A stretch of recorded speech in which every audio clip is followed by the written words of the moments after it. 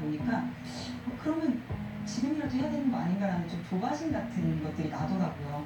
그래서 주변에 저같이 생각하는 사람이 많으면 이게 내 다수의 의견이고 내가 설명한 거야 라고 생각을 할 텐데 주변이 워낙에 그렇지 않은 분들이 또 좀 종종 있다 보니까 내가 혹시 틀린 건 아닐까라는 그런 생각도 좀 들더라고요.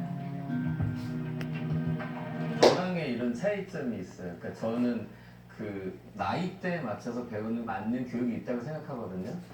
저희 아이 때는 노는 것도 배우는 거라고 생각해요. 아이들과 같이 놀고 사회를 그 안에서 또 경험하고 그래서 이때는 좀 더 놀고 노는 배우다 보면 이제 나중에 학습에 들어가야 할 그 나이 때는 또 그 과정에서 배우는 게 또 다른 게 있으니까 근데 사실 제가 열표 드릴게요.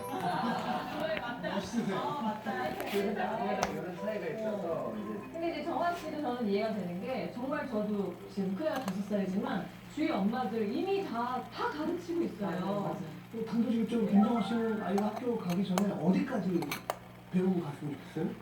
저는 그래도 읽는 거 정도까지는, 그러니까 받침까지도 다 읽을 수 있는 정도까지는 했으면 좋겠어요. 그러니까 어떤 엄마가 그 얘기를 하더라고요. 반이 다 그냥 이렇게 반으로 써 있고, 뭐 교무실, 화장실이 다 글씨로 써 있는데 아이가 나왔는데 화장실이 어딘지 못 찾아서 뭐 실수를 했어. 뭐 그러면 또 큰일이 돼버리잖아요. 읽는 거 정도는 해야 되지 않을까 좀 생각하고 있어요.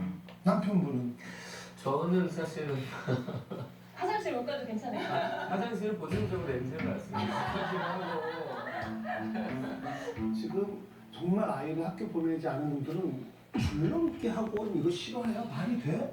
정말? 저 진짜 이해가 안 가요 그거. 그렇죠? 네.